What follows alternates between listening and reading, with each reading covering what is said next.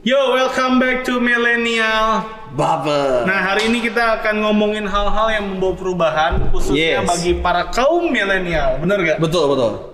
Yang mau berumah tangga? Yang berumah tangga? Atau yang sudah rumah tangga? Atau yang sudah berumah tangga. Karena anak-anak milenial nih kadang-kadang udah rumah tangga nih. Nah, ternyata nggak semudah itu berumah tangga. Iya. Nah, kita pikir, wah mau nikah asik nih gitu kan. Ternyata di dalam pernikahan tuh banyak apa ya, lika-liku. Kan? Belok kanan belok kirinya kayak gitu. Nah, kita akan kedatangan tamu yang kita akan ngebahas tentang rumah tangga. Ini keren banget.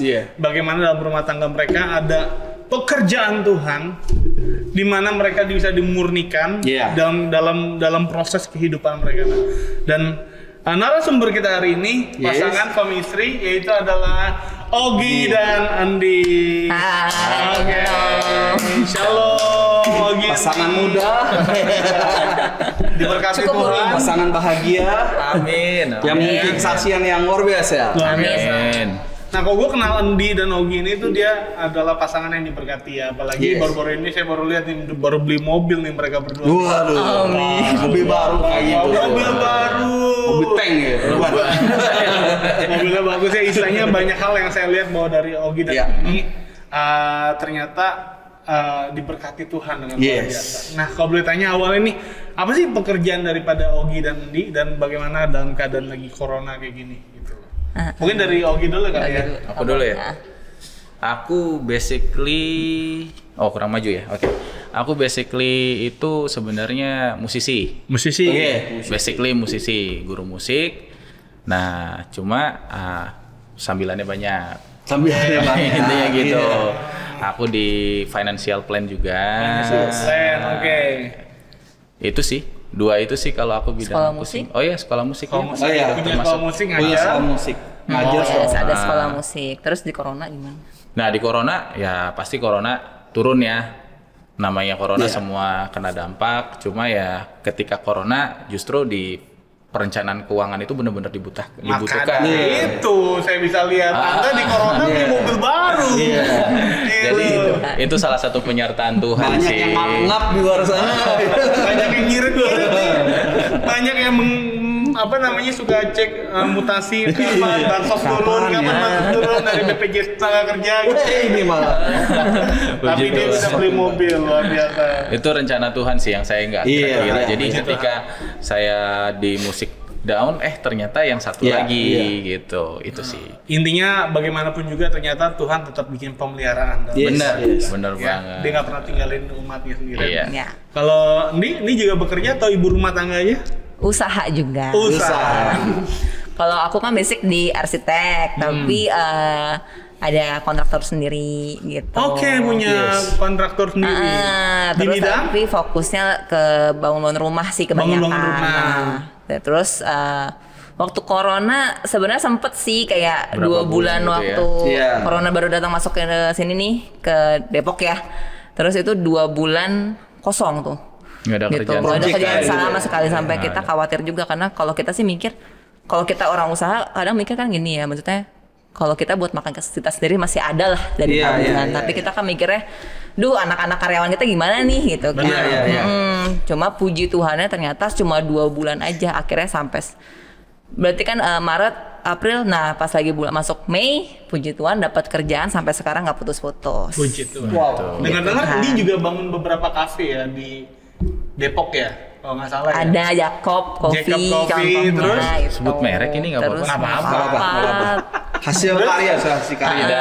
Terus di Cibubur juga ada.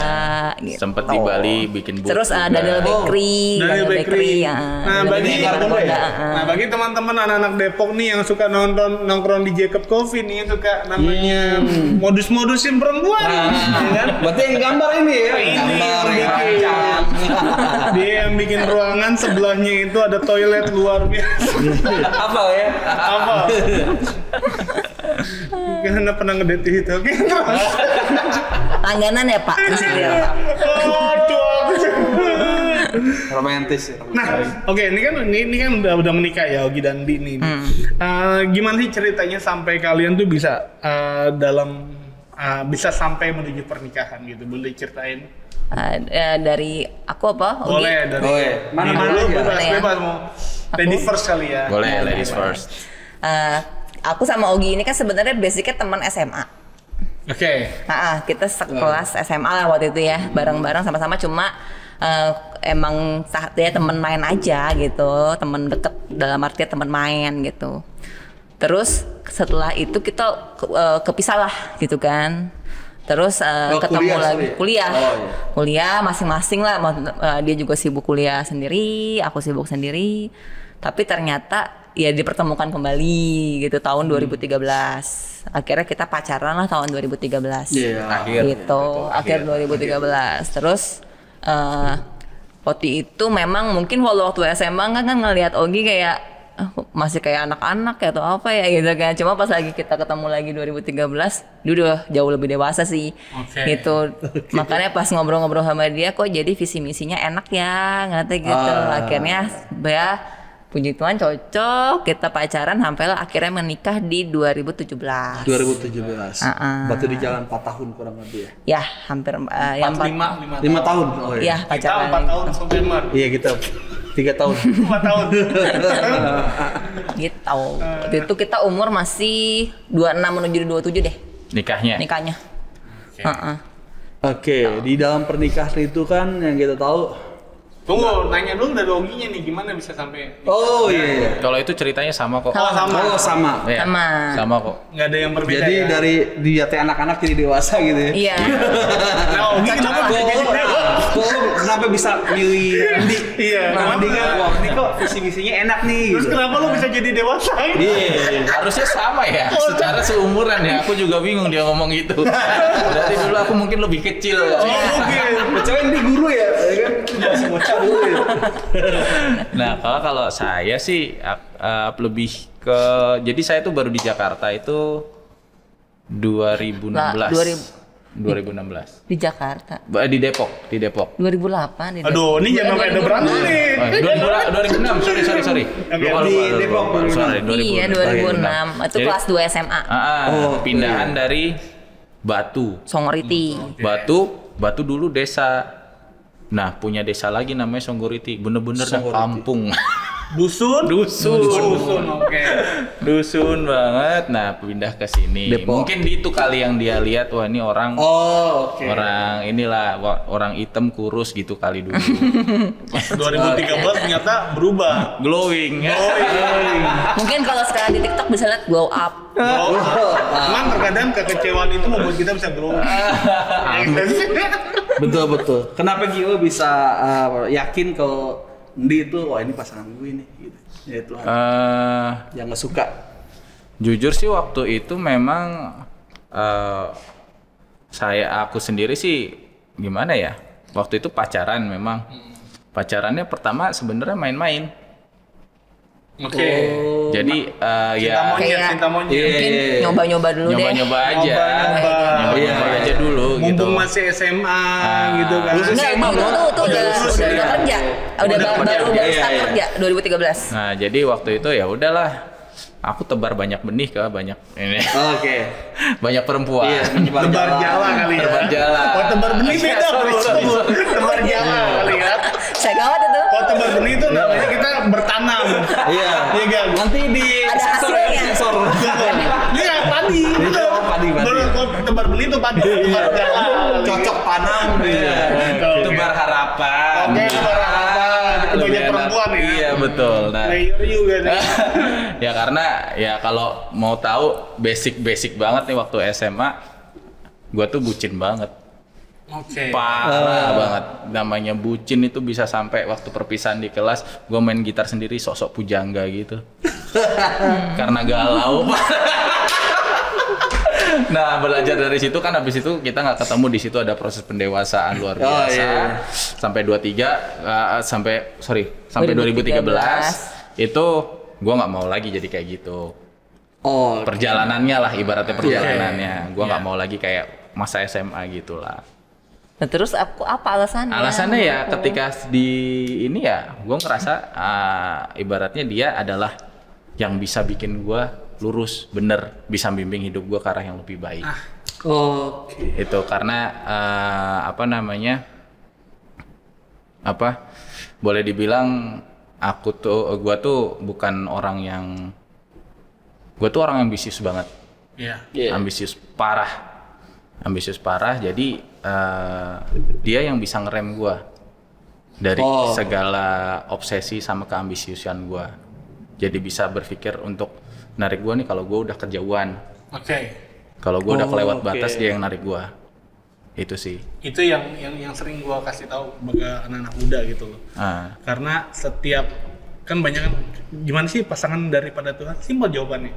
Yang daripada Tuhan akan membawa kita kembali kepada Tuhan. Benar. Ya kan? Ya Ogi itu dari Andi dari Tuhan, kenapa? Gara-gara Ogi mungkin waktu itu ya dia yang bisa buat Ogi semakin hari semakin dekat sama Tuhan. Benar. Ya kan, yang memperbaiki kehidupan itu keren, itu namanya sepadan. Ya sudah.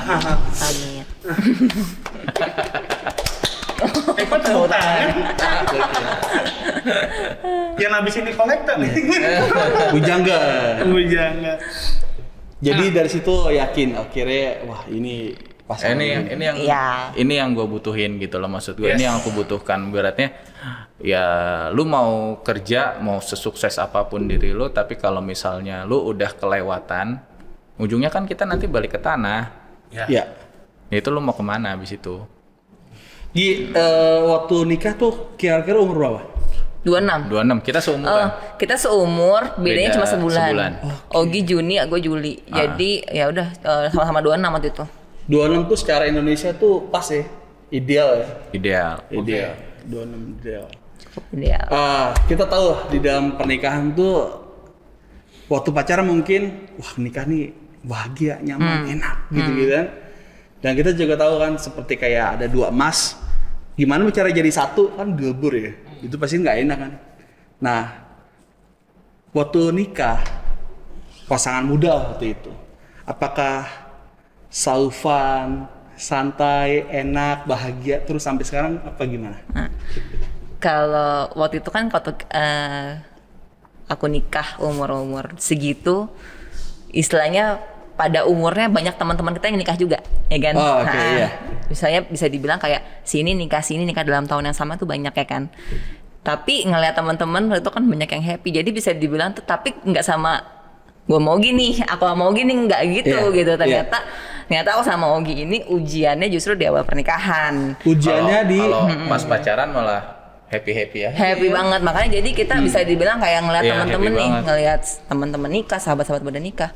Mereka setahun pertama lagi bahagia-bahagianya bisa dibilang ya. Waktu lihat temen lu itu ya? Ngeliat temen yang seumuran pernikahannya nih gitu. Terus tapi pas sama, ternyata tidak terjadi nih sama, ngomongnya Ogi aja, gue gitu kali ya.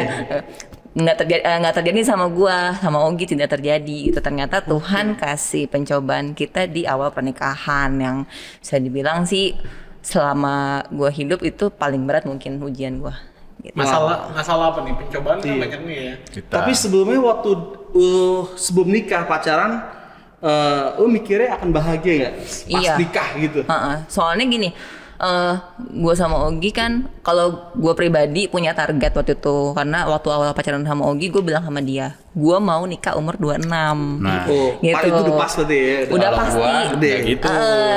Gue bilang sama dia gitu, kalau emang gak bisa 26, mending kita nggak usah pacaran. Waktu itu gue pribadi ngomong gitu karena capek juga ya pacaran, nggak ada tujuan gitu. Gitu sih. Jalan-jalan nggak? Iya benar. Iya, mau sampai kapan? Nggak ada yang ngejanjiin, nggak ada ujungnya. Udah gitu juga kita kan juga pengennya ya punya tujuan pernikahan lah gitu ya. Nah terus akhirnya dia mengiyakan waktu itu. Mungkin mengiyakannya dia sebenarnya ya yaudah daripada gue nggak dapet nih cewek mungkin ya. Mungkin kan. Istilahnya janji di awal lah gitu. Kalau nanti ada apa-apa ya udah gitu. Yang penting kita coba dulu. Emang benar setuju juga karena terkadang banyak orang nggak tahu hasil akhirnya karena nggak pernah mencoba mengambil resiko. Dan kita nggak akan pernah tahu. Kita nggak boleh, ibaratnya kita berusaha kan boleh. Akhirnya kan bukan di tangan kita. Hasil kan di tangan Tuhan. Benar. Nah, tapi ternyata di usia waktu itu kita setahun sebelum kita nikah deh ya. Setahun sebelum nikah. Kita kan berarti kan tahun depan nih mau nikah nih gitu kan. Doa nih sama Ogi berdua gitu sama Tuhan. Minta Tuhan nih untuk Tuhan berkatin kita kalau emang kita jodoh dalam pernikahan ya, untuk menuju pernikahan kita pengen dong minta nih sesuatu sama Tuhan waktu itu. Mintanya waktu itu memang kita belum punya rumah tinggal gitu. Kita pengen bisa DP rumah lah setidaknya untuk kita nikah nanti after nikah. Terus kita juga pengen waktu itu kebetulan Ogi udah punya kendaraan pribadi, udah punya mobil, tapi belum lunas. Nah, takutnya jangan sampai jadi beban setelah nikah. Pengennya sebelum nikah tuh mobil udah lunas waktu itu. Terus di luar itu kita juga pengen punya biaya pernikahan tuh kita biayain sendiri semua. Gitu. Jadi doa kita setahun sebelum pernikahan tuh itu sama Ogi nih berdua nih sama Tuhan minta kalau emang ternyata kita diberkati untuk menikah, kita pengen ya 3 goal itu bisa tercapai. Ternyata dalam waktu 1 tahun itu tercapai semua. Gitu. 3 goal itu. DP rumah, mobil lunas, resepsi pernikahan. Nggak ngutang ya? Nggak ngutang. Bisa biar ngutang tuh ya. Selesai semua dan ya memang dibarengin sama kerja keras juga ya waktu itu memang kita sampai nginep-nginep. Tapi opportunity itu tuh datang gitu. Maksudnya kesempatan buat kita punya income lebih tuh datang terus gitu. Seperti kita lihat, wah kita diberkati banget ya sama Tuhan maksudnya. Tapi gara-gara awalnya kalian berdua sepakat gitu. Iya, sepakat. Bener ya? Betul. Perhatikan teman-teman, mau nikah harus sepakat dulu. Sepakat. Iya betul. Sevisi misi lah sepakat dulu ya. Sevisi misi. Jangan yang satu doa buat nikah, yang satu nggak doa gitu. Iya betul. Harus sepakat. Gitu. Amin. Setim lah gitu. Jadi kita pas udah setim itu juga kita jalannya enak.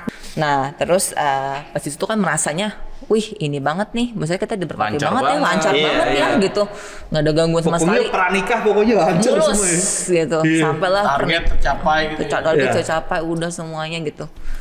Ternyata setelah pernikahan lah itu pencobaan itu dimulai. Baru itu start awal ya. Ya. Ya kan seru nih No. Katanya dibilang, wih teman-teman gue nikah 1 tahun pertama happy. Pamer terus. Lagi Instastory terus. Romantisnya deh. Bulan madu ya kan. Bulan madu. Kayak ada masalah. Nah berarti ternyata permasalahan problema itu datang ketika masuk dalam dunia pernikahan. Betul. Iya. Wah ini unik. Seru nih kalau diceritain gimana sih permasalahan apa yang ternyata tuh terjadi. Dari segi dia dulu. Boleh Saya dulu. Ladies first dulu. Nah ini dari segi kacamataku ya yang gue alami lah kacamata gue gitu. Ya namanya pasangan kan memang kita punya sifat jelek masing-masing ya, ya kan. Apalagi waktu itu gua usaha, Ogi juga usaha, kita dua-duanya usaha, gitu. Nah basicnya Ogi ini memang dia ada sifat ambisius, gitu. Terus semua tuh harus tertarget, harus goal, tertata. Harus jadi kalau kita punya target apa nih, kalau nggak kecapai dia stres, gitu. Kecanduan sukses lah ya. Iya gitu. Nah dari itu semua, ya secara nggak sadar memang ada tekanan juga ke guanya, gitu. Karena jadi kayak gue ngerasa kayak di challenge terus gitu. Nah dengan kayak yaudah, kamu bisa apa lagi gitu, kayak kesannya seperti itu gitu. Ayo dong kalau usaha jangan segini aja, harus lebih maju begini gitu. Oh jadi lo di Squid Game sama dia ya? Squid Game. Iya. Squid Game nggak berhenti. Di Squid Game ya? Dari permainan 1 sampai berapa itu 6 ya? Iya. Untung selamat. Oh gini ternyata pencinta Squid Game nih dalam rumah tangga. VIP-nya Kakek-kakek gue berarti. Ikut main ya tapi ya. Terus akhirnya challenge terus ya. Padahal istri ya. Padahal, nah makanya sampai sama dia aja gue kayak ngerasa ini gue kayak karyawan lu ya kayak gitu. Nah terus gimana pun juga ya gue sendiri punya ego gitu kan. Di situ ya ego gue lah akhirnya waktu itu dapat kesempatan ngerjain suatu proyek nih, dapat proyek dari teman sendiri yang cukup sebenarnya nilainya lumayan aja, tapi dia punya nama lah gitu. Jadi bisa dibilang kalau misalnya gue kelarin bisa jadi portfolio gue gitu kan. Buat next project itu punya ini. Dan nama brand ini cukup bisa mendongkrak kita. Iya. Terus brand besar lah ya. Brand besar. Cuma memang kadang kan ada suara hati ya suka kayak ngeganjel, sebenarnya nggak terlalu serak gitu sama ini. Lo sendiri tuh sebenarnya ada suatu serak, tapi karena tuntutan dari Ogi juga kayak ayo dong out of the box gini gitu. Karena kayak gue pribadi tuh banyak mengerjakan project tuh rumah pribadi gitu kan. Retail. Lebih senang rumah dia. Iya, terus kayak ya gereja GBI masuk gitu, maintenance di sini. Terus kayak kafe shop tapi kafe yang pribadi gitu. Mungkin lebih aman sih kayak gue bilang gitu. Terus tapi karena ada tuntutan itu akhirnya tercetuslah dari mulut gue gitu, ya bisa dibilang seperti kayak anggu juga, sombong sampai gue bisa lah ngerjain ini, pokoknya gue berhasil, gue tunjukin ya ke lu gue bisa ya. Karena lu punya didesak challenge karena ada desakan challenge itu gitu. Ternyata setelah seiring berjalan waktu mulai merasakan yang nggak beres dari proyek itu, karena itu proyeknya kan dari temen yang kebetulan emang sebenarnya udah temen cukup lama yang makanya gue percaya. Ternyata temen gue ini ya menipu nilai kontrak lah bisa dibilang gitu. Jadi nilai kontrak yang seharusnya sekian dia kasih ke gue separohnya gitu. Dimana kan kadang-kadang kan ya seperti kita ketahui tuh kalau namanya pemborong tuh suka ngemodalin dulu kan, kayak gitu. Di situ modal udah kecemplung banyak. Di mana itu adalah duit tabungan kita, mau punya anak gitu segala macam yang akhirnya gara-gara kejadian itu semua juga mempengaruhi gue jadi menunda keturunan juga waktu itu. Gitu. Karena fokus di situ tuh kuras semua di situ. Karena gue stres kan, gue mikir daripada gue hamil dalam keadaan begini ya kan, kasihan juga anak gue nanti gitu. Nah karena gue stres pikiran itu juga, one day waktu gue lagi perjalanan meeting, gue bawa mobil, gue nabrak. Gue kecelakaan tunggal sampai kebalik-balik tuh mobil. Terus tuh mobil hancur, tapi puji Tuhannya gue selamat, bener-bener nggak luka, cuma lecet doang. Nah terus mobilnya Ogi, otomatis mobilnya Ogi hancur dong waktu itu kondisi. Jadi udah ketipu, mobil hancur, di bengkel masuk 1 tahun. Jadi kita setahun tuh nggak ada mobil yang kemana-mana ya, naik motor gitu kan. Terus kabar yang terbaru lagi nih gitu, dapat musibah lagi. Yang tadi gue bilang waktu sebelum merit berhasil DP rumah, ya kan? Ternyata developer gue nipu. Duit DP kita dipakai pribadi. Jadi duit DP kita dibawa kabur. Gitu. Besar ya? Ya puluhan juta lah, hampir 100 juta waktu itu. Hampir 100. Jadi beruntun tuh ya? Beruntun di tahun yang sama. Di tahun yang sama? Pas lu nikah ya? Iya, kita nikah April 2017. Itu semua ujian beruntun dari mulai after April berarti Mei ya? Nah, dari Mei sampai hampir akhir tahun. Gitu, itu berurutan terus. 3 kejadian. Di situ kayak dihajar banget, jujur kita berdua dihajar banget dari ekonomi, itu dihajar banget dihajar. Otomatis ya gue pribadi juga ngerti sih, maksudnya kita nikah baru awal gitu kan, masih berusaha mencocokkan kedua sifat, tiba-tiba kita dapat musibah, beruntun. Mungkin namanya kesayangannya dia lah mobilnya gitu ya, dihancurin sama gue, kecelakaan gitu, otomatis pasti ada ya gondok, mungkin amarah segala macam. Akhirnya itu semua jadi ngaruh banget ke keharmonisan rumah tangga gue sih gitu. Dari maaf ya hubungan suami istri itu sampai yang bisa dibilang udah nggak kayak suami istri gitu. Udah nggak romantis lah ya. Udah nggak romantis sampai kita juga jadi khawatir nih sebagai istri, khawatir kok suami gue begini. Istri tuh khawatirnya apa di luar macem-macem ya gitu, gitu. Apa selingkuh kan, ya atau apa ya gitu. Ada rutinitas lah ya sama istri. Gitu. Ino tutup kuping aja gitu. Ino belum nikah? Jangan dengar dulu ya. Rutinitas apa tuh? Jangan pernah coba-coba. Percayalah itu enak, tapi coba pada waktunya. Coba pada waktunya ketika sudah diberkati sama Tuhan. Itu penting. Itu. Jadi dari hal itu aja, ngaruh deh. Kita tuh sering banget kayak bisa tuh nggak ngomong 1 hari. Dia nyuekin, bener-bener.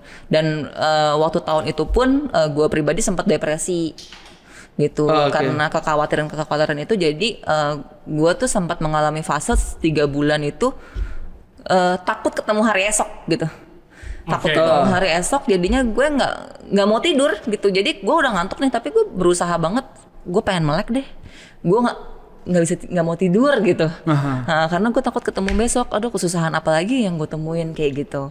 Terus takut juga ngelihat suami yang bukan sifatnya, sikapnya yang begitu ke gue gitu, dingin gitu kan. Terus jadi takut gitu, sampai akhirnya ya kadang udah ketiduran nih jam 3 baru tidur, tapi jam 5 tuh udah kebangun lagi tapi dalam kondisi muntah-muntah. Terus sampai shaking lah, sampai tremor gitu, sampai itu 3 bulan sih gitu. Lama, 3 bulan sampai lama ya. 3 bulan sih. Iya. Natasinya itu mengibaratkan sehari doang. Itu masih bisa pakai sih ya. Iya. 3 bulan bro. Wah, kita sehari 10 tahun nih. Iya. Kita ini. Gitu. Sampai cuma memang waktu itu ya gue pribadi berprinsip gini, ini juga patut didengar juga sih sama pasangan baru nih gitu. Untuk permasalahan suami istri, kalau bisa sih misalnya gini, namanya kita ada sifat jelek buruknya pasangan ya. Jangan dibuka ke orang tua kita gitu semuanya. Kadang namanya orang tua itu kan dia istilahnya mengasihinya kan anaknya nih, jadi dari sudut pandang anaknya gitu. Sekalipun kita udah mengampuni suami atau istri kita, takutnya nanti orang tua masih ada dendam gitu. Gitu. Setuju. Jadi gue pribadi sih jujur waktu itu curhatnya ke Tuhan gitu. Paling sempet sih minta bantuan Pak Yongki juga gitu, sempat konseling ke beliau gitu. Terus ke TDRP gue berdoa gitu. Sampai lah waktu itu yang gue sempat depresi itu kan gue posisi masih proyek yang itu ya. Masih proyek yang ketipu itu tuh. Brand itu. Dengan brand besar itu. Itu memang di luar kota, di Bandung tempatnya itu. Restoran lah gitu ya. Restoran brand besar gitu lah ya. Besar. Ayam. Udah, gue tersebut. Ayam lah. Ini kayak main permainan apa? Dapat mainan, biasanya dapat mainan. Squidnya nggak ada ya? Squid game mulu. Nah, terus after itu gue udah nggak kuat ya, intinya gue nggak kuat.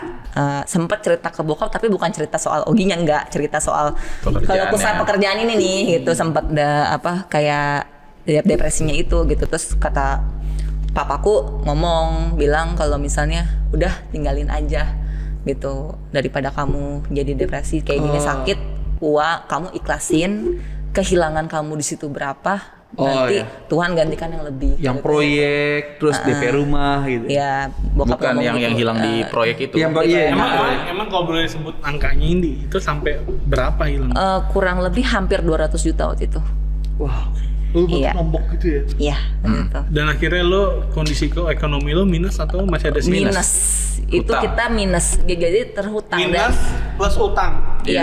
Dan menyedihkannya adalah gue minus ke toko-toko. Gue minus ke material. Oke. Gue ngutang. Vendor gue ngutang. Jadi tapi ya puji Tuhannya gue cerita ke mereka, gue share, mereka ngerti.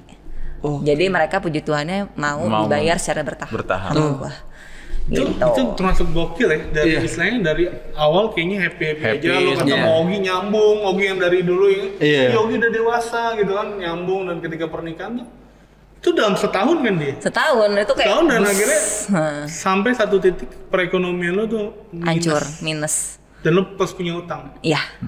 Plus rumah tangga kita berantakan. Plus rumah tangga nggak harmonis. Iya. Dipengaruhi karena ekonomi itu semua ya gitu, karena kita kan ya mungkin kita ngerasa orang kita sebelum nikah baik-baik aja gitu. Dan kita diangkat kan sebelum nikah itu kan posisinya diangkat. Ekonominya kita diangkat. Berdoa betul semuanya tergenapi gitu. Ternyata pas dia nikah diujinya dari segi ekonomi. Yang serunya lagi nih, harusnya kan kalau misalkan apalagi tadi Ogi bilang gue bucin nih kalau soal cinta, gila emang sih laki-laki tuh kalau udah bucin tuh udah sesuatu banget gitu kan. Kok lo bisa bikin hal seperti itu Gi sama Nggi gitu loh.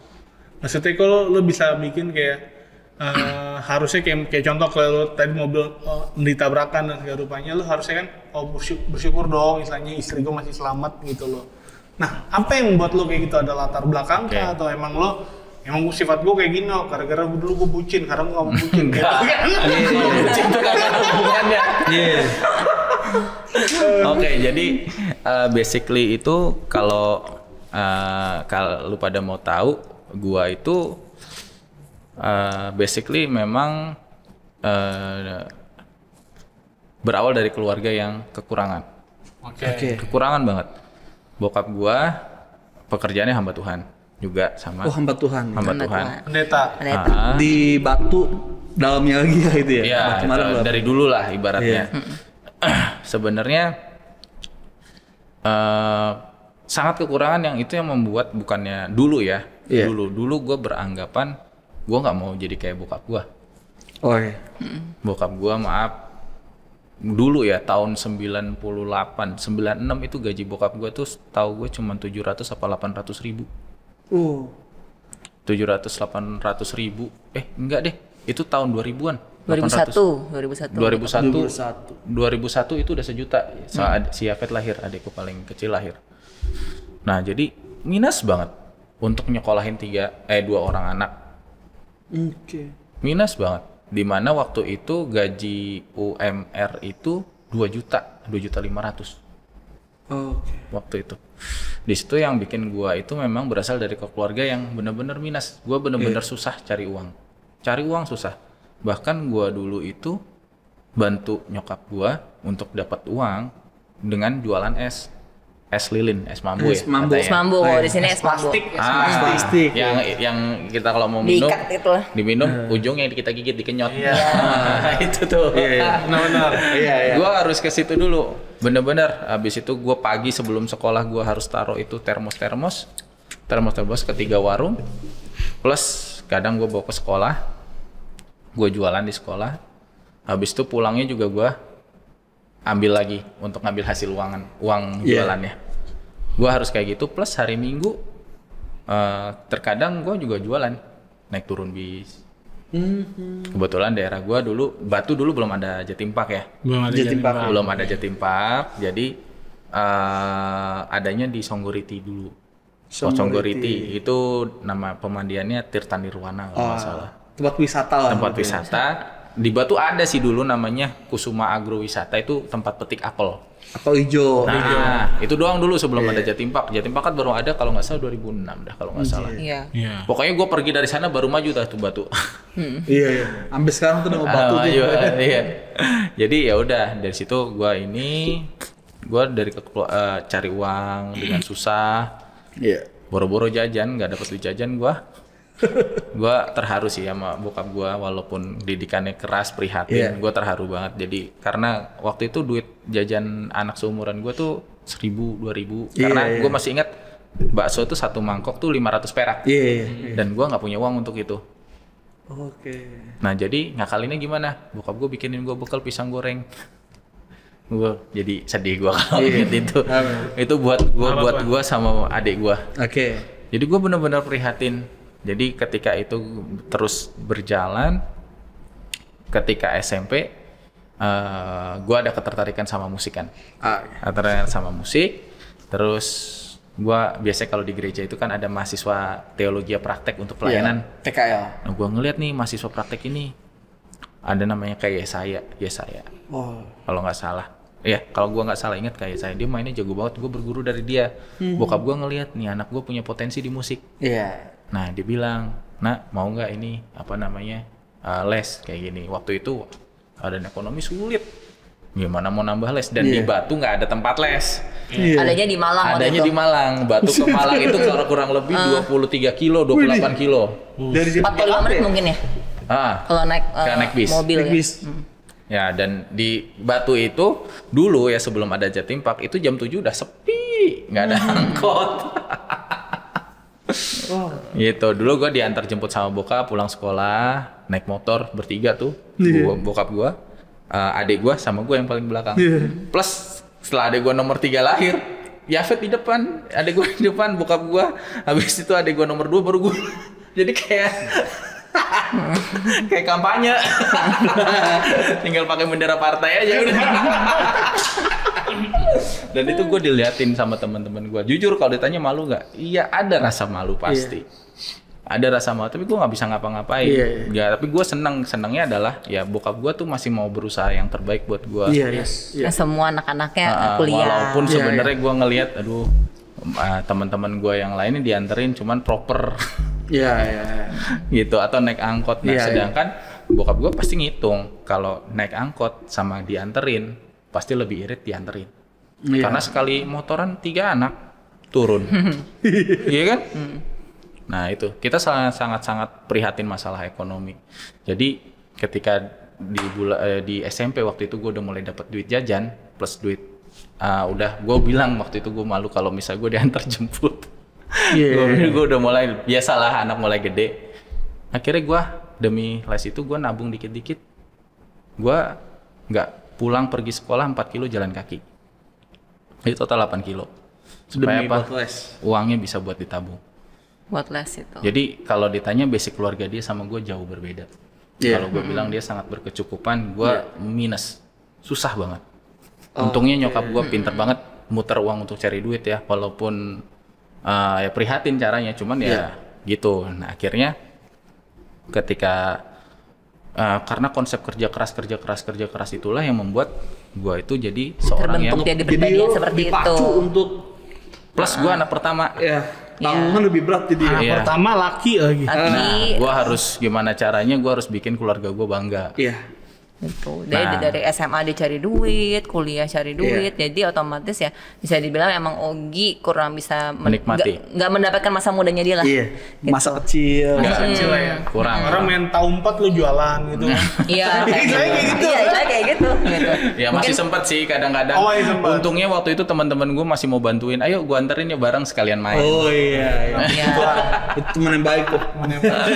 Iya teman yang baik ya gitulah. Dan udah maaf ya, gue bukan nggak tahu nih boleh ngomong diskriminasi nggak di sini. It's okay. It's okay.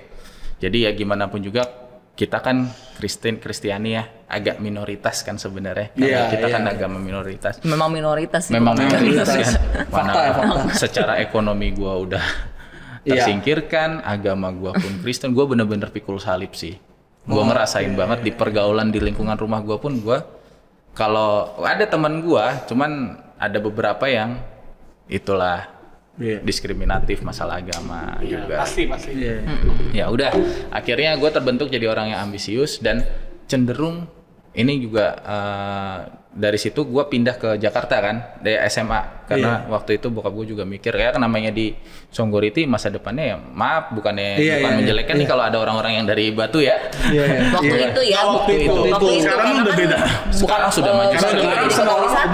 Iya. Bahkan kita pun pengen buka usaha di sana kalau sekarang. Karena kan gitu. Cuma kalau dulu kan belum ada apa-apa bisa dibilang. Dulu itu ya gitu. Sama kayak Depok lah dulu juga. Iya. Pasti ada apa-apa. Antah banget di sana gitu. Sekarang ada banyak. Kalau dulu tuh ya yang kita selalu kalau ke Songgoriti masuk gang Songgoriti dari Batu masuk ke kota wisata selalu ada kasnya. Kalau kita naik mobil kita langsung dikejar motor. Main balapan tuh sama yang lain. Villa. Kalau di puncak lebih bagus karena pakai senter kan. Dia benar-benar dikejar. Bener-bener kayak kita mau dirampok. Iya benar-benar begitu Kan nawarin villa ya. Sampai sekarang sih kalau itu. Sampai sekarang itu. Sampai sekarang. Gue juga bingung kenapa tidak belajar dari yang di puncak ya, hanya dengan lampu doang. Villa. Harusnya ada perbandingan tuh.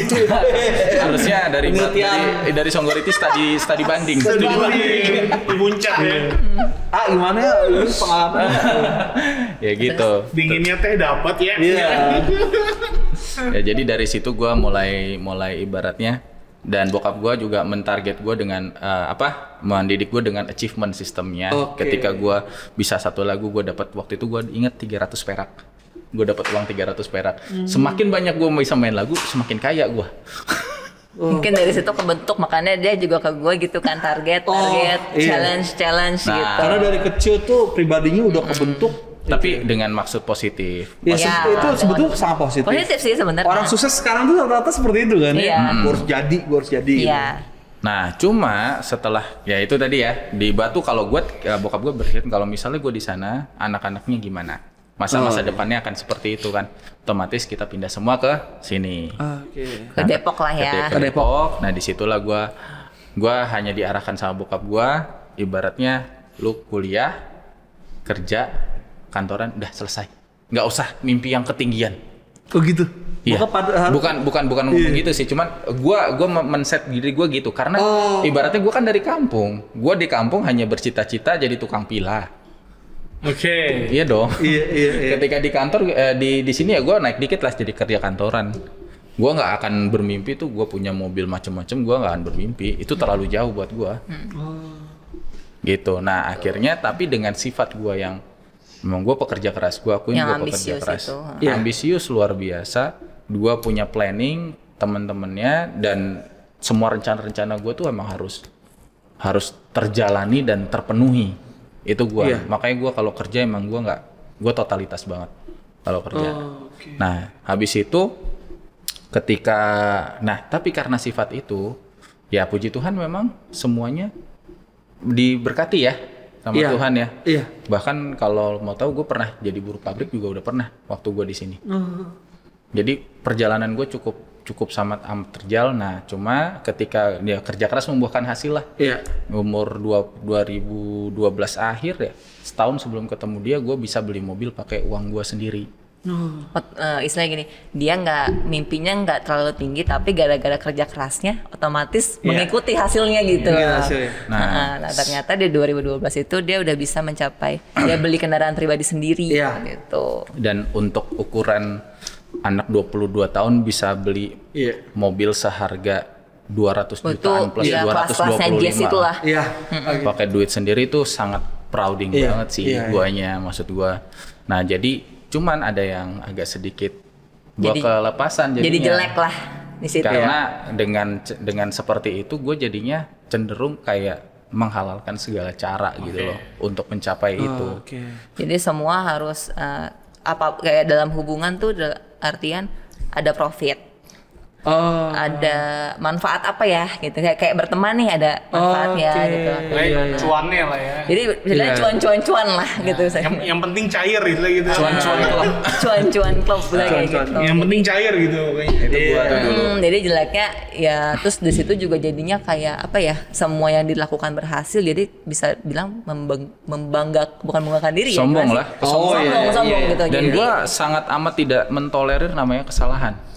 Gitu. Jadi gua nggak ada kompromi. Jadi sedangkan ya memang sih namanya kesalahan itu tidak baik ya kan. Cuma kan kalau misalnya ada sesuatu ya ibaratnya ada faktor X yang kita nggak duga. Ya kan kita nggak bisa nggak boleh gitu. Contoh misalnya karyawan kita misalnya kecelakaan di jalan, masa kita suruh masuk? Ngerti nggak? Itu gua dulu masuk. Dia kayak gitu. Jadi ya dia dalam posisi aja pernah mungkin ya bisa dibilang gue lagi sakit. Ya cek proyek kayak gitu. Kenapa kayak gitu? Kenapa gue kayak gitu? Karena dia pun begitu. Sama. Jadi dia menerima orang lain begitu. Karena gue pernah kerja tipes, pernah. Gitu. Dan itu gue sering. Jadi segitu kayak, kerja kerasnya gue. Dia mungkin mikirnya gini, gue aja bisa, kenapa enggak gitu. Itu. Dan lu melakukan hal sama kepada dia juga ya? Iya. Karena waktu itu kan gue punya visi misi gini. Iya. Memang waktu itu ada suatu yang ibaratnya kan gue cerita ada yang gue kebablasan. Iya. Kebablasan dalam mencapai kesuksesan, dari situ dia ada hilang kepercayaan ke gue. Jadi gue karena melihat dia sempat melakukan segala cara untuk mendapatkan keuntungan. Hasil jadinya dari hati nurani gue jadinya jadi melihat dia jadi sebelah mata. Awal pernikahan tuh ya. Jadi sebelah mata. Jadi kayak setiap dia menasehati gue mikirnya lu juga nggak bener-bener amat gitu, bisa dibilang seperti itu. Bener kayak ada penundukan diri lah ya. Jadi apa yang dibilangin suami lewat aja. Jadi gue menunduk sama lu gitu. Kayaknya hidup gue lebih baik deh kayak gitu loh, bisa dibilang. Itu tadi dari dia ya. Itu dari aku dulu lah. Aku gambarin doang, tapi kan. Tolong ini harap ini jangan. Enggak aman. Kita sekarang udah aman. Jadi ibaratnya gini, si Endi ini istriku yang tercinta ini, dia itu memang tipikal yang bisa membawa gue ke arah yang lebih baik. Jadi dia dimensi ilahi, rohaninya, iman rohani dan dimensi-dimensi yang ibaratnya tidak bisa dipikirkan dengan logika. Itu dia. Ya. Maksudnya kayak tadi bapak, soalnya didikan bapaknya begitu, orang tuanya begitu. Jadi kayak contoh tadi dia bilang kayak, udahlah kamu tinggalin proyek itu, Iya. bisa dicari. Ikhlaskan. Itu gua nggak bisa. Gitu. Jadi ada Itu beberapa nggak bisa diterima otak gua. ada beberapa perbedaan prinsip sih. Yes. Dan itu terdorong sama pribadi lu udah kebentuk itu. Iya, jadi sesuatu yang gua nggak tahu hitungannya, nggak masuk logika. Lu ngomong kayak gitu, contoh, nanti ada yang gantiin. Nah, hitungannya dari mana? Iya. Gantiin siapa? Kecuali ini ada orang nih, pihak bank, saya menjamin, gua percaya. Ya kayak gitu. Thomas lah. Thomas ya. Thomas Harus lah. percaya dulu. Harus melihat ada dulu. bukti dulu. Melihat Lihat dulu. dulu. Iya. Baru ada bukti. Itu gua. Makanya ketika apalagi yang tadi itu mobil itu keringat gua pertama. Oke. Kesayangannya dia lah. Kesayangan. bisa dibilang. Kesayangan. Walaupun sebelum itu gue juga udah beli macam-macam sih, cuma ibaratnya itu kesayangan gue. Iya. Itu ibaratnya ketika mobil itu masuk ke rumah gue, itu gue gemeter. Ya, Ini bangga bener nggak banget sih? nih. Ini Gitu. bener gak sih? Gue yang dari kampung yang hanya bermimpi gini-gini aja bisa gitu. Itu sampai gemeter, shaking banget, sampai dihancurin. Nah itu yang bikin gue luar biasa kecewa sama dia. Dan ibaratnya memang sih dia istri gua, cuman yang bikin gua agak kesel waktu itu karena kesalahan gua juga dulu yang tadi gua ceritain yang ada menghalalkan cara-cara. Setelah itu kasus itu. Oke. Iya. Kasus yang restoran Nyambungnya itu. gitu, Iya. gitu. Jadi gara-gara itu akhirnya gue Panjang ya. Tadi di pick ya, Iya, tolong di di pick. sensor Iya. dikit oh ya. ya. brand itu ada keceplosan saya. Jadi baru Restoran itu. Oh, fast food it. Es krim dengan kacangnya. Jadi dari situ sebenarnya setelah saya melakukan kesalahan itu dan sudah ini kan dia kecewa. Nah setelah itu baru kejadian sama si brand itu. Jadi karena gue kecewa, oke. makanya lah akhirnya jadi gue Angkuh dianya. buktiin ya kalau. Gitu. Oke, ngerti kan? nyambung nih. Nyambung ceritanya. Jadi ketika lo kecewa, akhirnya kayak pengen buktiin, gue juga bisa kok. Iya, karena kekecewaan itu gue tahu 1 minggu setelah Setelah kita nikah. honeymoon. Oke. Jadi ibaratnya ketika apa namanya si brand ini waktu kerja sama si brand ini tuh sebenarnya gue udah kasih tahu, tolong dong pakai hitam di atas putih. Cuman mungkin karena kesalahan gue yang bikin dia nggak percaya sama gue, dia nggak mau dengerin. Plus dia itu temen deketnya dia udah percaya. Sebenarnya sih banget. bukan salah brandnya, tapi karena temen gue gini ya. Iya, karena lu sangat percaya sama temen lu. Iya. Gitu. Kalau brandnya pasti gue percaya lah, brand segitu besar. Iya. Iya. Iya, bukan Bukan brandnya. Brandnya bagus. Bagus. Kalau mau kontak kita juga boleh loh ya. Kalau mau sponsori ada di sini. Mungkin mau bikin dicodong. Ada makanan itu Boleh di sini. bebas, yang penting cair. Bercanda. Pokoknya brandnya bagus, yang bermasalah. Yang bermasalah adalah Ya, temen main kita lah. con-nya, main kontraktornya. Intinya gitu. Nah, kita waktu itu jadi subkon lah bisa Kita dibilang waktu itu. subkonnya. Oh iya. Gitu. Ya udah lah dari situ, makanya kami kecewa. Orang pun bilang, yang penting kan istri lu selamat gini, Iya, gini. iya. Ngomong kayak gitu kan. Gua ngerti sih memang itu yang benar, gua Iya, ngerti. Cuman pernah nggak kalian berpikir di posisi gua, kalau kalian kayak gitu, lu yang mau ganti mobil gua lu, Iya. ada yang mau ganti mobil gua nggak? Kan nggak ada yang mau. Itu tadi karena fase pemikiran gua hanya duniawi, hanya Iya. logika. Iya. Iya, karena dia Gua tidak- logika. Tidak Iya, bisa oke. gua kayak ngomong nanti ada yang ganti, itu gua nggak masuk itu. Dan karena lu nggak nerima sebuah kesalahan juga sih ya.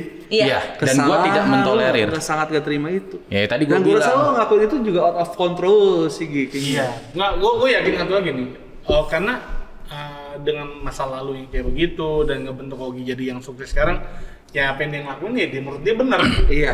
Betul. Gitu. Jadi Betul. istilahnya gini, Iya. apa namanya? Dia ngerasa apa yang gue lakuin benar ya harus sebenarnya belum tentu orang lain bilang itu benar. Gitu. Benar. Makanya perlu namanya seorang pengingat gitu. Kayak hal kayak gitu. Ya, sebenarnya juga pada saat itu ya ketidaktahuan Ogi menurut gua. Iya. Gitu. Jadi luar dari pengendali dirinya. Pengendalian dirinya gitu. Gimana pun kan gue pribadi juga nggak bisa ngeblame dia karena itu pun kan Naikin dikit. Nah. bentuk apa ya proses dia dari kecil kan. That's the point. Dan iya proses dari kecil Yang tapi seperti itu gitu. Ibarat sebenarnya kalau didikan bokap gue ya namanya kerja keras bagus dong. Iya, Pak, itu bagus. Bagus banget dan Poin-poin itu sangat bagus. tidak semua orang bisa melakukan seperti yang gue ini, cuma guanya berlebihan. Mungkin jadi gini kalau sesuatu itu sebenarnya harusnya Ada porsi. Dibarengi ya. Orang yang bora ya. Doa dan bekerja. Dibarengi dengan ya. Banyak sekali faktor yang membuat gue kayak gini. Berdoa dan bekerja. Tadi dia bilang gitu kan. Sebenarnya itu benar banget. Nah, tapi ya gimana pun juga gue ngelihat itu tadi yang awal gue bilang, gue ngelihat bokap gue gaji pas-pasan. Gimana gue mau berdoa? Jadi ada kepahitan di situ sih, bisa dibilang.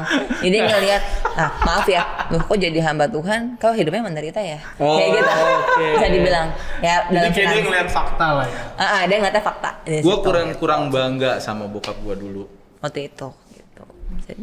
Mungkin ya kita juga ngerti lah, mungkin kalau teman-teman seumuran bisa beli ini, dia nggak bisa. Dulu sih zaman McD yang mainan doang, Happy Meal. Bisa dibilang mungkin Ogi, kalau gue keren banget gitu doang gue. Sampai Ogi aja kaget ya, gue di rumah Happy Meal punya 1 kontainer. Dia sampai bilang dia 1 pun aja nggak punya, kayak gitu. Emang bener-bener semenyedihkan itu saudara-saudara. Ya makanya sebenarnya kalau menurut gue pada saat itu juga Ogi juga nggak bisa disalahkan. Iya. Gitu, karena ya menurut dia itu dia ngelakuin hal yang benar. Makanya sebenarnya kita tidak bisa menghakimi. Gitu. Karena ketika kita menghakimi seseorang, sebenarnya kita kehilangan kesempatan untuk mencintai orang tersebut. Gitu. Makanya hal yang kayak gitu ya puji Tuhan nih, ternyata yang kita lihat Tuhan kirimin Endi dalam kehidupan Ogi yang mungkin bisa bawa Ogi tadi bilang lebih baik semakin hari semakin baik. Ya, gitu. Ibaratnya kami sih saling melengkapi sih sebenarnya. Itu saling melengkapi karena si Endi ini memang dia dimensi iman, dimensi itunya keluarganya kental banget. Kental. Nah, jadi kadang dari segi kerja dia dulu ya, sekarang sih udah bagus. Dulu itu banyak excuse-nya. Jadi nggak enakan misalnya. Nggak enakan. Ya. Habis itu banyak. Kadang kalau sama klien nggak enakan. Habis gitu. Itu santai, nggak on. Nggak schedule nggak tegas sih bisa dibilang kali ya. Nggak tak juga tak gitu. Makanya nggak tegas gitu. Nah, cuma kalau sekarang guanya yang dulu seperti itu, sekarang gua udah turun dan si Endi yang dari bawah jadi balance sekarang. Wow. Keren. Gitu. Jadi emang tapi bukan berarti kami sudah sempurna. Masih banyak. Cuma puji Tuhan ya sekarang sih ya ada lah kerikil-kerikil tapi kita bisa hadapin bersama gitu. Cuma tapi keren juga sih pelajaran dari Ogi tuh yang gue bisa tarik ya. Punya pribadi seperti itu bagus. Gue harus jadi orang gitu. Tapi dengan menghalalkan segala cara untuk bisa jadi orang. Tetapi ternyata ketika kita masuk dalam pernikahan itu bisa jadi bumerang kepada pasangan kita. Bener banget. Pribadi kita yang idealis ternyata itu bisa jadi bumerang bagi pasangan kita dan akhirnya dia sampai tingkat depresi. Bisa dibilang kayak gitu. Ya balik lagi, bener-bener intinya menikah itu menurut saya menyatukan kedua pribadi, menyatukan kedua idealis. Itu yang pertama. Makanya ketika gua waktu itu sebelum menikah, gua selalu bilang gua sempat nanya sama dia, sebenarnya apa sih yang membuat kita nikah gitu kan? Gue sempat ngomong gitu. Sebenarnya kalau gue pribadi ngelihat ya, gue nggak tahu, gue so tahu ini gue. Menurut gue, menurut orang lain bisa beda. Ibaratnya rasa cinta tuh ada nggak? Ada.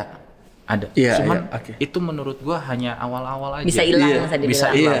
Bisa turun, bisa naik, bisa turun. Bener. Kayak harga saham sekarang. Apalagi kripto ya. Ada yang main kripto. Kayak harga saham sekarang. Jadi ibaratnya yang kita kunci itu apa? Komitmen, tanggung jawab. Yes.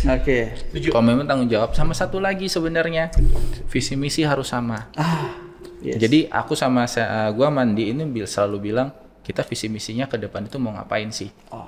Jadi tujuan kita nikah ini untuk apa?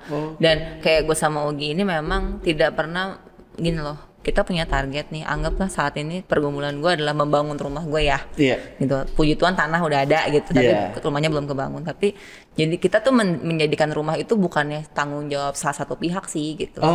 Kalau gue sama dia, kita berdua 50-50 kayak gitu. Kerjasama jadi. Kalau dulu kan, kalau tadi kita ceritakan kayak saling menyalahkan ya. Bener. Ayo jangan, terus lo ngerasa nggak mau ini gitu. Ya gue buktiin begini ya gitu. Kalau sekarang dan itu awal nikah lagi ya. Iya, soalnya ya itu tadi, itu egois. Nah, soalnya gue juga basic, gue ngerasa waktu itu gue udah jadi duluan. Gue udah jadi duluan, baru kan gue, ayo kamu mau nggak kayak gini? Dan gue yang modalin kontraktor dulu awal-awal kan. Ya beliin komputer gue, kerja itu memang semuanya. Nah jadi ibaratnya ya sudahlah. Gue berpikir kalau gue udah cemplungin, nah abis itu dia yang mau waktu itu kan. Jadi gue bilang kan lu yang mau. Ya kalau lu mau jadi harus ikut cara gue, cuman gue lupa harus menyertakan Tuhan di situ. Nah itu. Tapi penting banget sih bener banget ya, Ogi bilang kayak kalau dalam pernikahan itu rasa cinta tuh bisa naik turun. Makanya kalau kita ambil dari perkataannya Bill, sebenarnya komitmen itu harus di atas segalanya dalam pernikahan. Bener ya, kayak di atas perasaan, di atas, tapi tetap di bawah Yesus. Benar. Makanya komitmen itu penting. Makanya saya tahu satu hal bahwa ternyata kalau yang saya lihat bahwa pernikahan Ogi dan Di ini tetap bertahan karena masih ada komitmen. Ada Tuhan di dalamnya. Gitu. Sebenarnya kita tuh sempat hampir mau pisah juga. Nah itu, gue pengen tanya nih kan, udah nih kayak Ogi ya nyawahin Andi. Ada Andi cakang guling-guling ya kan. Itu mobil gue sampai kayak gasing. Kan? Sampai seperti itu. Dan lo tadi ngomong juga depresi gitu saat itu. Dampak yang paling parah setelah waktu kejadian itu tuh apa? Ya itu ya. Kalau sampai pisah. Jadi waktu itu gue sama Ogi, ya puji Tuhan sih memang setelah pencobaan-pencobaan itu sampai menuju akhir tahun memang kita dari segi pekerjaan ya, istilahnya finansial itu ekonomi pelan-pelan kayak ada jawaban untuk lebih baik lah gitu ya, bisa dibilang gitu. Tapi bukannya plus ya, masih hutang nih. Jadi beberapa pekerjaan yang gue lakukan itu profitnya untuk membayar hutang waktu itu kayak gitu. Jadi kita kerja ya udah sistem thank you. Ada profitnya tapi udah kitanya nggak dapat apa-apa kayak gitu kan. Yang penting balik modal gitu. Yang penting pokoknya ya kalau gue pribadi kan juga punya beban ya gitu sama supplier yang udah percaya sama gue nih, ini kan harus gue bayarin kayak gitu. Terus tapi ya memang sih walaupun kita dari sisi situ membaik, cuma namanya ego ya marah-marah itu masih ada, namanya masih ada. Plus mobil itu nggak ada waktu itu, masih setahun. Itu masih nggak ada mobil. Terus jadi dari kalau kita keluar rumah nggak ada mobil, gua jadi marah lagi. Gitu. Jadi sempat ada beberapa setiap kali dia teringat mobil itu, dari Ogi sendiri sempat ngomong ke gua kayak, ya gue ini pembawa sial buat dia. Gitu. Oke, sampai dicap gitu ya? Ya, sampai dia ngomong begitu. Bener-bener emang kita literally beneran. Terus hubungan lu gimana itu gitu. komunikasinya? Terus akhirnya ya sempet karena sehari gue pulang kagak ngomong sama dia. Sempat juga dia pulang ke rumah orang tuanya sempat, tapi ngomong ke papanya itu bilangnya mau nginep kangen rumah. Gitu. Sempat ada hal-hal yang kayak gitu sempat gitu. Cuma kalau waktu itu kalau gue pribadi, gue ya sabar aja. Gue kadang malam-malam pergi, sempet sih itu kayak jam 12 malam udah nggak kuat, gue sempet ke TDRP juga, sempet doa kayak gitu. Puji Tuhan. Gue pikir ke Sinopati ya. Enggak. Gue puji Tuhan sih, gue belum pernah pulang ke rumah. Wah keren. Terus after itu ke Sinopati. Terus after itu ya karena masih ada gesekan-gesekan itu ya pasti masih ada lah gitu kan, nggak secepat itu kita membaik. Betul. Sampai akhirnya dan omongan dia ngerasa gue pembawa sial itu ya beberapa kali terucap dari mulutnya, kan kita lama-lama perempuan juga sakit ya dengar kayak gitu. Padahal satu sisi ya gue pribadi juga merasakan musibah nih gitu kan, udah jadi, kehilangan duit. Waktu kejadian kayak gitu kenapa gue nyalahin dia, yaitu karena gue udah memperingatin tentang kontrak itu loh. Dia merasakan udah dia tuh nggak mau nurut gue. Nggak denger gitu. Tapi dari dia juga nggak denger karena dia kecewa. Seminggu setahun nikah. Iya, seminggu setelah gue nikah. Itu lingkaran setan. Gitu. Jadi pas lo nikah open gate ya. Open gate gitu. Akhirnya gue gitu kan. Nah, after itu kondisi udah tahun 2018. Bulan Maret, gue kan nikah April ya. Udah mau setahun pernikahan. Akhirnya gue lempar ke dia deh, daripada kita berantem terus gitu kan. Gue bilang sama dia kayak gini, kalau emang merasa kamu itu aku pembawa sial, atau kamu merasa mimpi kamu banyak yang belum terwujud atau terhambat gara-gara aku, udah deh, daripada kita saling menyakiti diri sendiri, mumpung kita belum punya anak. Aku ngomong gitu, gue ngomong gitu. Terus lebih baik kita sendiri-sendiri dulu. Terus break ya. Break. Waktu itu sih gue sendiri bilangnya ya udah ya break sih sebenarnya, belum cerai juga, postpone juga. Lu kejar mimpi lu, gue kejar mimpi gue, sekaligus membenahi nih masalah ini gitu. Tapi kalau misalnya ternyata ujung-ujungnya kita jodoh lagi, ya udah itu takdir Tuhan. Tapi yang gue minta jaga komitmen. Nah waktu itu.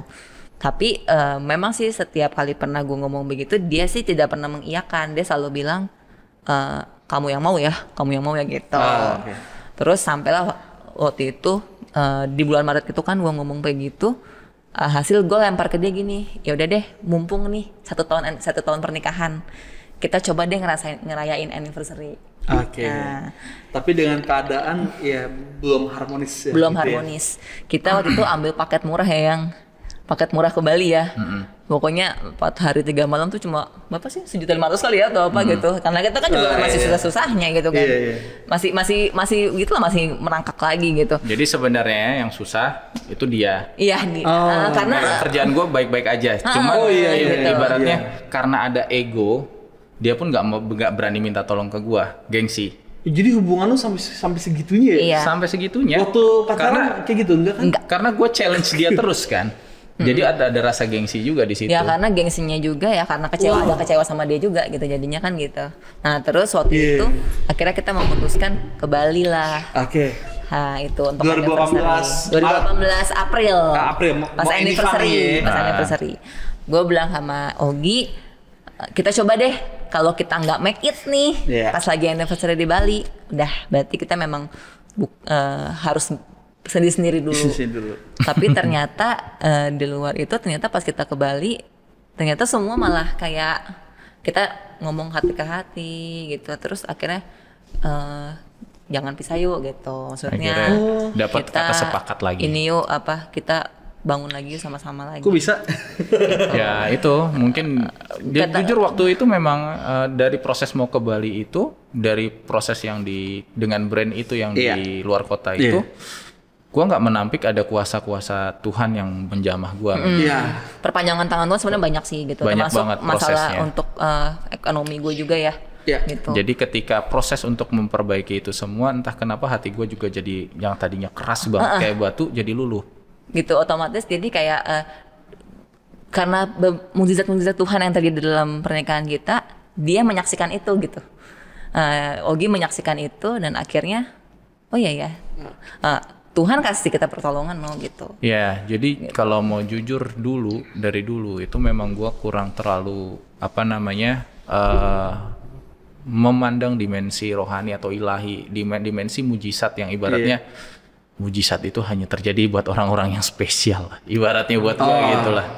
Nggak mungkin lah gua ibaratnya, karena gua sebenarnya yang angkuh sih guanya. Gua harus minta ampun. Kayaknya menurut gue sih bukan ampuh ya, lebih percaya sama diri sendiri kali ya. Mengandalkan diri sendiri. Apa itu ada bahasa itu kok sangat gua nggak percaya sama orang. Gitu. Pede banget. Iya, pede banget. Dan gua pede kebablasan. Nggak percaya sama orang. Sebenarnya dulu waktu kecil gua pernah mengalami mujizat Tuhan.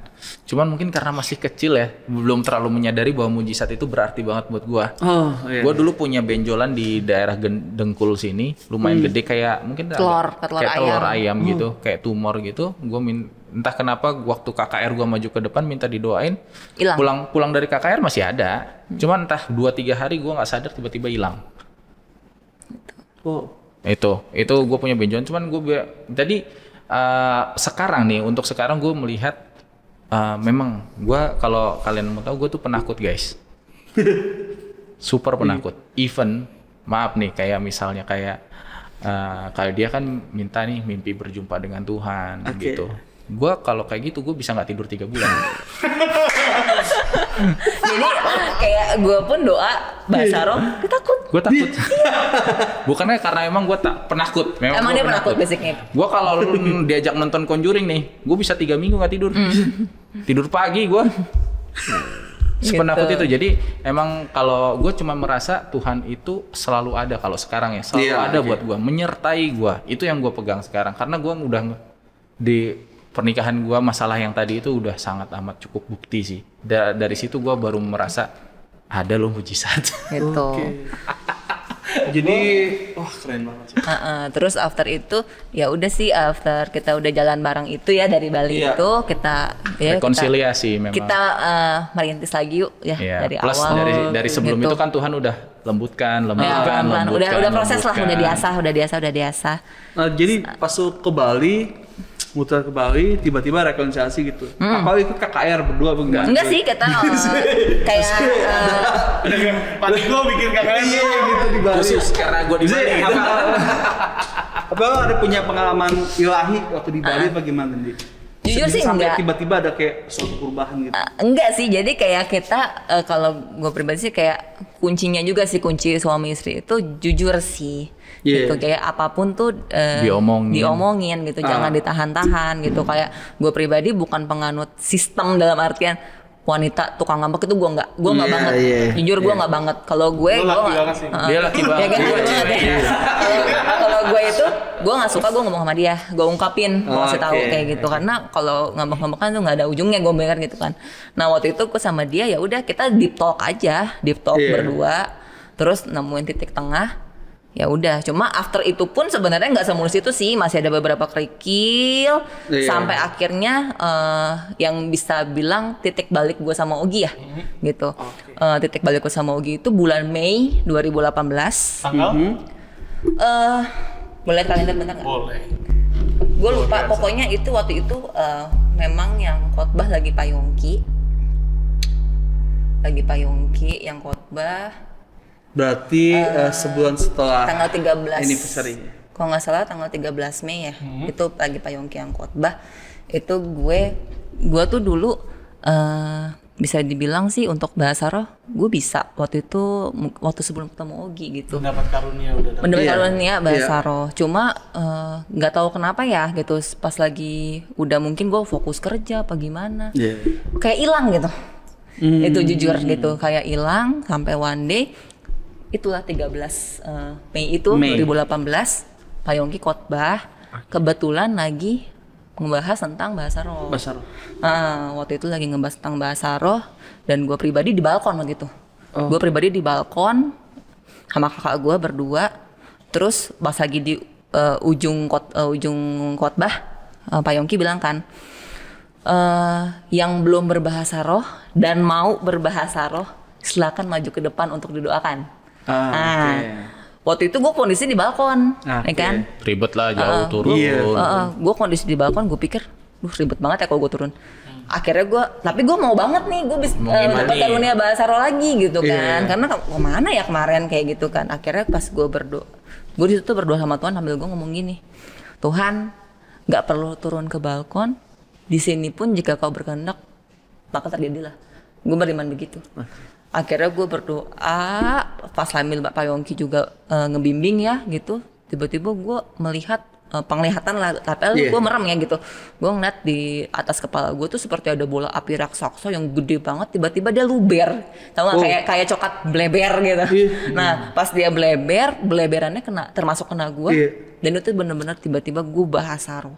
Dan bener-bener sendiri ya gitu, bergerak sendiri. Nah di situ gue langsung bener-bener wah ampun, ternyata sempet kayak ngerasa apa Tuhan ninggalin gue, sempet ya waktu masalah itu. Oh ternyata Tuhan masih mendengarkan, masih ada untuk gue nih, ada terus. Ternyata bukannya masih ada, ternyata masih terus ada untuk gue gitu. Akhirnya pas sampai pulang ke rumah, gue doa lagi sama Tuhan waktu itu, dan gue sempet tuh menanyakan itulah ke Tuhan, Tuhan kenapa ya kok 1 tahun pernikahan aku tuh bisa dibilang kayak penderitaan gitu. Bisa dibilang kayak mungkin kayak neraka ya yang ya. Sedangkan ngeliat orang lain tuh bahagia banget ya gitu. Terus akhirnya gue coba berdoa sambil menangis, kenapa ya, why gitu, selalu bertanya-tanya. Tapi tiba-tiba gue kayak diingetin gitu, kayak ada yang ngingetin aja. Kayaknya gue selama ini doa tuh minta ya gitu. Ya. Minta Ogi jadi baik misalnya kayak gitu, minta pekerjaan yang lancar, misalnya minta. Tapi tanpa melihat diri gue udah kayak apa untuk Tuhan. Gitu. Waktu itu gue diposisikan seperti gue diingetin gitu. Sampai akhirnya malam itu, tengah malam lah jam 12 itu, gue sebelum tidur akhirnya gue coba berdoa sama Tuhan. Tapi gue gini, gue nggak mau minta deh sama Tuhan. Gue cuma mau bilang maaf dan terima kasih gitu. Jadi gue cuma berterima kasih untuk hidup gue selama ini, masih menyertai gue, dan minta maaf untuk segala apapun yang hal banyak Tuhan gue bikin kecewa gitu. Nah, dari gue udah nangis, udah terima kasih Tuhan, aku minta maaf gini, udah ngungkapin semua yang ada di dalam hati gue, tiba-tiba muncullah suara dalam di telinga gue, ada jelas banget ngomong, katanya memerintahkan gue untuk ngebuka saat itu juga 1 Petrus 1 waktu itu. Secara audible. Iya, tiba-tiba ada ngomong 1 Petrus 1. Ya gue pribadi kan, ya gue baca Alkitab tapi gue nggak hafal gitu loh maksudnya gitu. Terus tiba-tiba ada 1 Petrus 1. Gue langsung buka tok. Yang judulnya Pengharapan Iman dan Kasih. Pengharapan Iman dan Kasih. Di situ menggambarkan kalau misalnya memang ya semua maksud tujuan dari semua ini adalah untuk memurnikan imanmu gitu. Yang bener-bener yang lebih berharga daripada emas apapun gitu istilahnya gitu. Terus di bawahnya juga, yang di bawah perikop Pengharapan Iman dan Kasih itu apa tuh? Tentang apa ya? Taat apa tuh? Aku lupa. Di situ juga yang sampai sekarang membekas banget buat gue adalah ini. Yang tentang jangan menuruti hawa nafsu pada saat waktu kebodohanmu. Nah itu, di situ gue bener-bener ketegor kalau semua kesalahan gue sama Ogi ini, musibah yang terjadi sama gue berdua ini, itu sebenarnya gara-gara hawa nafsu. Iya kan? Istilahnya kayak gue nih mau memegahkan diri, mau ngambil brand itu, gue tunjukin ke dia, itu hawa nafsu gue.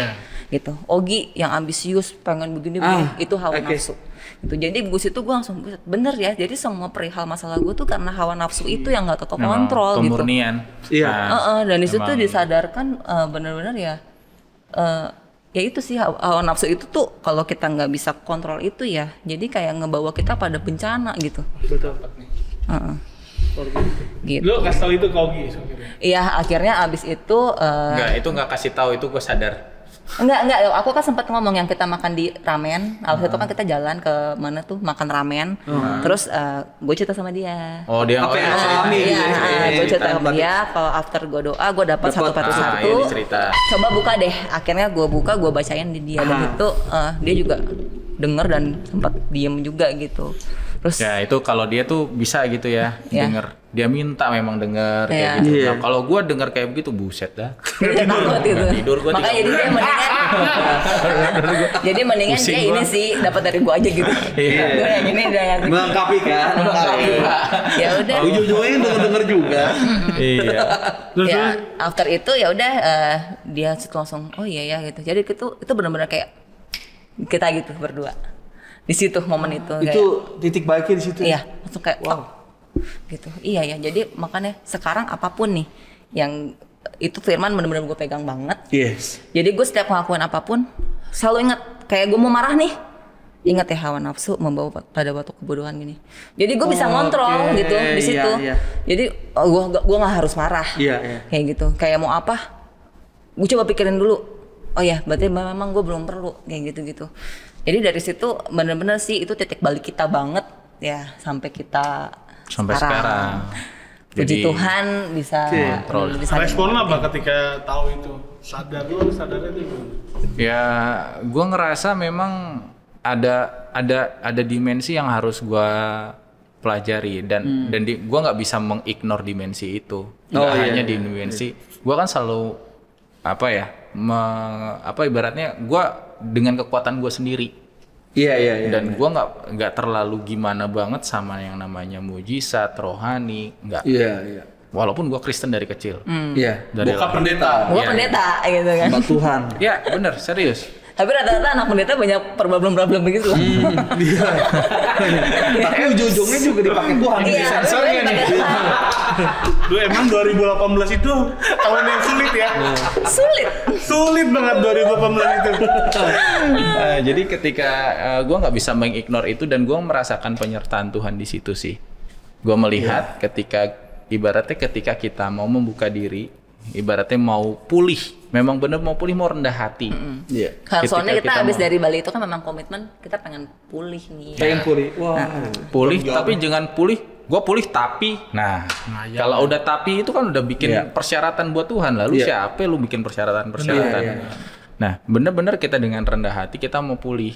Gitu loh, memang bener-bener ibaratnya emang karena gue juga di situ gue beneran cinta sama dia, beneran menemukan itu tadi, saham lagi naik, itu beneran lagi cinta banget sama dia karena itu ya udah dari situ baru kita pulih bener-bener. Dan entah somehow kenapa kan gue nggak percaya kan yang namanya dimensi bahwa Tuhan akan mendatangkan berkat mujizat. Gue percaya hanya dengan berkat itu datang kalau kita berusaha. Itu doang.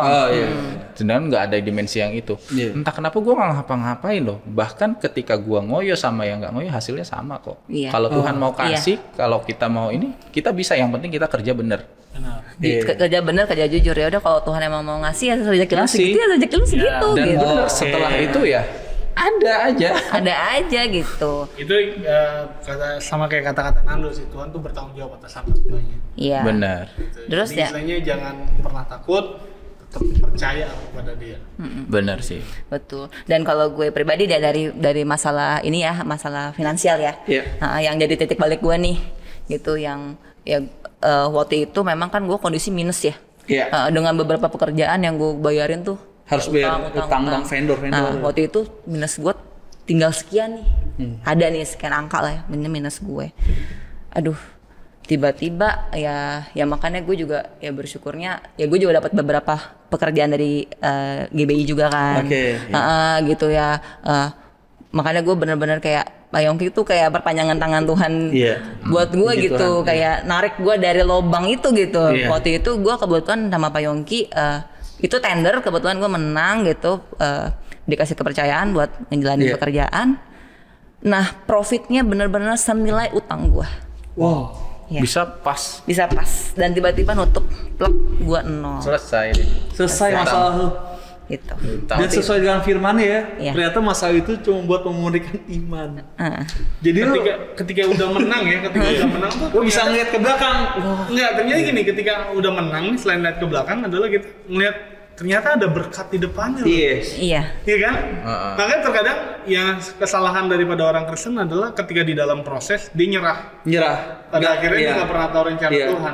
Bukannya berserah kepada Tuhan tapi menyerah. Karena kuncinya bukannya menyerah tapi berserah. Iya betul. Dan gue ngalamin itu. Dan makanya makin sekarang makin dimurnikan. Jadi ketika gue benar-benar ya namanya manusia, walaupun setelah kejadian itu pasti ada ego naik lagi. Wajar lah ya manusia gitu Mas. Nah, jadi ketika ego naik lagi ditabuk sama Tuhan, blok nyerah ada lagi jalan. Jadi kayak ketika kita berserah, bener-bener ya, bukan artinya berserah itu nggak kayak ngapa-ngapain ya. Bukan begitu. Dan maaf nih, ada pernah kayak nakal berserah ngadalin Tuhan, siapa tahu kalau gue berserah gue dikasih jalan. Nggak gitu sih caranya. Setuju gue lebih setuju dengan istilah kayak gini. Lakukan apa yang kita bisa dan serahkan pada Tuhan apa yang kita nggak bisa. Benar. Jadi kalau kita masih bisa berusaha ya kita lakukan gitu loh. Dan biarkan semua yang kita nggak bisa lakukan Tuhan yang melakukan untuk kita semua. Dan Tuhan lihat hati. Benar. Jadi maksudnya dia tahu kalau hati kita mau ngadalin dia tahu. Jadi ketika gue berserah bener-bener ya, sampai sekarang kan kadang masih ada masalah pekerjaan ya. Kayak ya Tuhan, udahlah, gue pasrah. Gue berserah padamu, maksudnya gue mau bangkrut. Kayak gue belajar banyak dari Ayub sih. Ya Ayub itu juga pegangan gue banget sih. Ayub. Jadi kalau gue mau masa kehidupannya dahsyat ya. Kayak firman yang paling dengan telanjang sih sebenarnya. Yeah. Kita datang telanjang juga kita pulang. Gua terserah kalau memang kau mau pakai gua untuk jadi perpanjangan tanganmu untuk memberkati orang ya, pulihkan, selesaikan masalahku, bantu aku menyelesaikan masalah ini. Kalau enggak ya, aku pasrah. Aku tahu ada rencanamu yang indah di balik masalah ini. Udah, gue cuman percaya itu. Gue mau ibaratnya sekarang mau dibuang kayak gimana. Mau ini gue lebih menerima. Kalau dulu gue nggak bisa. Bisa stres dia. Karena gue ada rugi dikit nih. Oh mungkin dia bisa stres, bisa gila kali. Gak usah 1.100.000, buset dah. Wow. Karena gini sih, apa namanya, untuk menjadi sempurna itu bukan 1-2 hari, ya kan? Iya. Karena dalam Alkitab, dalam Matius 5 ayat 48 tuh, hendaklah kamu sempurna seperti Bapamu disempurna gitu. Nah kata sempurna itu kalau dalam Amplified Bible itu dikatakan adalah growing, bertumbuh, dan itu setiap hari. Makanya setiap mungkin ada permasalahan dalam rumah tangga, dalam kehidupan kita masing-masing ya, menurut gue satu hal adalah ini sebenarnya kita lagi growing. Iya. Iya gak sih? Lagi growing ke satu titik yang dimana Tuhan sudah tentukan, yaitu menjadi serupa dan segambar dengan Iya. Amin. Makanya dari hari ini kita banyak belajar ya. Iya. Dari pernikahan. Sama-sama. Gitu. Dari ternyata pacarannya mungkin enak, ternyata masuk dalam pernikahan tuh Belum tentu. bener-bener kuncinya udah bener-bener ngandelin Tuhan gitu kan. Iya. Nyari tahu apa sih yang Tuhan mau gitu loh. Sehingga ketika Ogi dan Indi udah ketemu rencananya Tuhan dalam pernikahan kalian, ternyata untuk memurnikan iman kalian masing-masing, itu berkat Tuhan tuh ada banget. Bener. Dan sekarang gue sama Ogi jujur ya mengalami sesuatu ini. Sekarang kita jalan tuh enak banget. Enak banget. Gue sama dia nggak pernah berantem lagi gitu. Iya lah, gimana gak enak kan beli mobil gede. Mobilnya nggak kerja Fortuner dong. Mobil bukan mobil Jepang dong. Ini mobil Amerika, gue lihat. Jadinya sama dia. Gue belum pernah naik mobil. Ayo ntar kita jalan ya. Ntar kita jalan ya. Ini lagi di bengkel dia, lagi dicat-cat dikit. Terus ya makanya sama Ogi jadi kayak ketemu ini jadi lebih ke diskusi sih sekarang gitu. Jadi kita ya udah hampir nggak ada berantem gitu ya, Puji Tuhan. Ya istilahnya ya berantem dikit. Wajar lah gitu. Prahara rumah tangga lah wajar lah ya. Tapi istilahnya udah nggak sampai kayak dispresi kayak dulu kan. Nggak pernah dalam artian kayak sampai besoknya nggak ngomong sampai apa gitu, udah nggak pernah lah. Sekarang kayak kalau nggak ngomong sekali dicariin nih. Iya, ketergantungan. Ketergantungan sih. Sekarang gua ketergantungan sama dia ketergantungan sama gua. Itu sepadan. Kalau dulu enggak. Unik ya. Iya, unik banget. Unik. Makanya gue sih bersyukurnya waktu itu kita sabar untuk menunggu nih hasil dari Tuhan, untuk kayak menikmati proses Tuhan. Terus kita benar-benar kayak menunggu jawaban Tuhan, karena memang gue juga emang ada tuh sempet kayak gini. Ini ceritanya kayak gimana ya, kayak gitu loh. Tapi gue yakin ini pasti indah gitu. Tapi tinggal nunggu goalnya aja. Gitu. Karena gue yakin satu hal sih gini sih, Tuhan yang menulis kehidupan kita dan dia nggak akan pernah menuliskan sesuatu yang buruk dalam hidup kita. Amin. Tapi mungkin ceritanya aja yang prosesnya kita harus laluin, Iya. gitu. Dan kita harus menanti dan tetap beriman kepada Dia. Oke, keren banget sih. Hari ini jujur gue sangat diberkati. Gue diberkati banget ngobrol sama Ogi sama Indi. Persiapan juga buat Pino. Terima kasih juga udah kasih kita ini nih panggung kita yang sangat jadi kesaksian. Ini biar menjadi kesaksian bagi banyak orang yang mau menikah juga tahun depan. Ya kan harus siap-siap. Mungkin yang mau menikah 2 tahun lagi kita lihat belajar dari prahara rumah tangga di sini. Betul. Thank you banget Ogi, Indi. Oke. Sama-sama men. Banyak belajar hari ini jujur. Prepare ya pernikahan ya. Apalagi untuk Ino nih yang belum nikah nih. Bentar lagi ya, No. Doain ya. Amin. Lu belum cerita soalnya. Nanti ada close kamera ya. Siap. Balik layar. Oke. Thank you banget Ogi dan Indi udah datang di Millennial Baper. Okay. Semoga doa-doanya tercapai ya. Amin. Dan juga kami doakan juga supaya cepat mendapatkan keturunan. Yes. Amin. Pergumulan kita berdua nih. Yes. Ya. Mudah-mudahan tahun ini punya temannya lagi. So ini udah. Ya udah. Oke teman-teman, jangan lupa kalau teman-teman suka dengan video ini di klik di share dan di like dan juga jangan lupa subscribe Millennial Baper ya, karena di dalam Millennial Baper ini banyak orang-orang yang membawa perubahan dan mendapatkan kesaksian di tempat ini. Oke, satu lagi, kalau teman-teman yang merasa punya kesaksian pribadi yang keren ya, setuju, seperti Ogi dan Di gitu, ayo hubungin siapa ya? Boleh hubungin nomor atau di komen aja. Kak, aku mau kesaksian dong. Yuk, nanti kita hubungin. Nanti kita hubungin dan kita lihat kesaksiannya. Kalau kesaksian ini bisa memberkati banyak orang, kita akan undang di Millennial Baper. Yes. Itu aja. Jangan lupa kita ketemu lagi dalam video-video berikutnya hanya di dalam Millennial Baper. Tuhan Yesus memberkati. God bless you.